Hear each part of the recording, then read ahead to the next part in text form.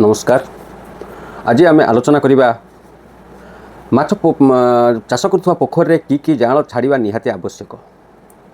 तेणु माछ चाषपाई जो पोखरी को आम चयन करवा आग क्लास रे आमे पानीर बा माछ बढ़ुवा पानीर लेवलटा कौ कौ लेवल रहा दरकार कौन कौन मापिबा दरकार आम आलोचना करथिले जहाँकि पीएच एवं आल्कानिटी एवं प्लांकटन केते रहा आवश्यक एक सब कौ कौ परिमाण रहा आवश्यक आलोचना करथिले।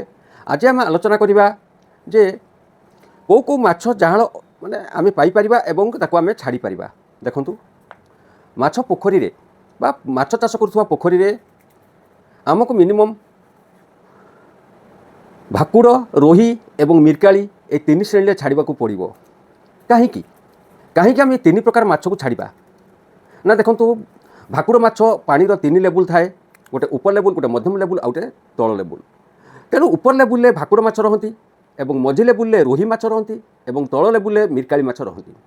आपन जानते देखुवे जितेबाला संध्या समय हुए भाकुड़ माछ मैंने पाक पाक पाक पाक करते कहीं से ऊपर लेवल पानीटा गरम हो जाए और ता देहरे ऑक्सीजन टी सर्ट होता है से वायुमंडल सीधा सीधा भाव में ऑक्सीजन पाइबापी पाक पाक करते। तेणु ये ऑक्सीजन लेवलटा को आम कंट्रोल करने को हेले आमको एक एकर जमी पाई अति कम 50टी बतक पालिबा पड़ो। बतक पालिले कौन हम से माछ को खाती ना से गेंडा खाई बढ़ती एवं अन्यान्य जिनस खाती किंतु बतक पालिबा द्वारा आमर से जो पानी रे पहरती संतरण करती ता द्वारा पानी खेली हुए एवं ऊपर तल हुए जहाँद्वारा कि आमर ऑक्सीजन लेवलटा बढ़े। से ऑक्सीजन लेवलटा को बढ़िले आमर माछ माने ठीक भाव में ऑक्सीजन पाई पारंती एवं सुस्थ मध्य रहती। ये तो है आमर ऑक्सीजन लेवल बढ़ावाई कारण। आउ जदि बतक जो मैंने न पाली से कौन करवा आवश्यक ना मोटर लगाई कि पंपसेट लगाई से पोखरी पानी को तल पानीटा को पुणी ऊपर को पकेवा दरकार। यही पकईले 2-3टी मोटर लगेदेले आमर कौन ऑक्सीजन लेवलटा ठीक हो माछ माने सुस्थ रे। जो देखो आम जो खाद्य पकाउछंती सेतबेले खाद्य तो डायरेक्ट माछ खाई दूना से देखो खाद्यटा धीरे धीरे धीरे धीरे धीरे धीरे धीरे धीरे तल को जाए सीधा सड़क आम खाद्य पकईदेले ता सीधा डायरेक्ट तल को जाए ना धीरे धीरे जाए और तेणु ऊपर लेवल भाकुड़ मैंने ऊपर लेवल खाद्यटा को किसी खाई जाती सबू खाद्य को खाई पारता नहीं ताहा किसी तल लेवल को आसे। मझी लेवल जो समय आसे से रोही मैंने था मझी स्तर से किसी खाद्य खाई था और तल लेवल जो खाद्यटी पड़ी रहे से गुड़ी मिरकाली खाई था। जदि मिरकाली से पोखरी नहांती केवल भाकुड़ रुई अच्छा तेणु तले लगी खाद्य को सेटा गोटे नष्ट होवार संभावना थाए।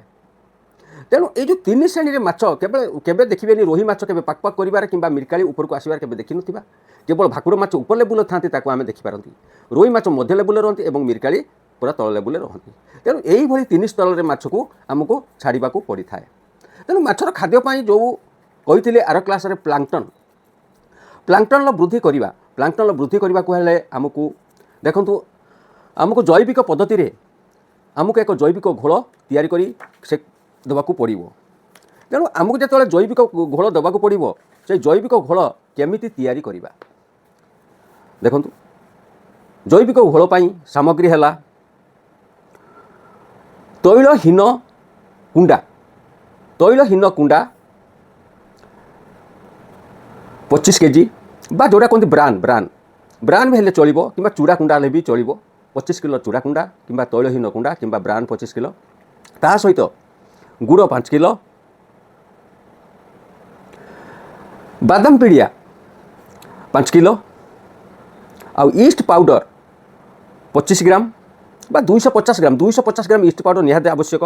आउ जदि ईस्ट पाउडर न थाए ताले आम दही माध्यम करिपारिबा। तेणु यह एक ड्रम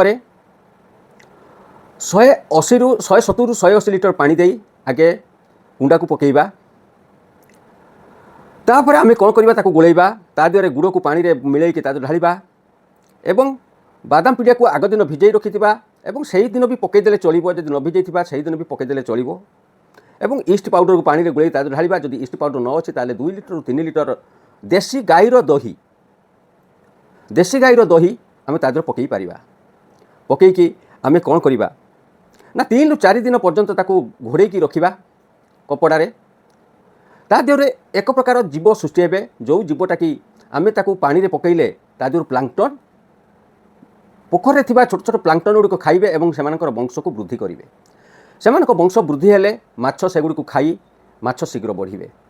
तेणु जो पोखरी में प्लांक्टन न थाए से पोखर माछ ओजन बढ़े नाही एवं बढ़ती नाही, माछ मध्य बढ़ते नाही किंबा माछर ओजन बढ़े नाही।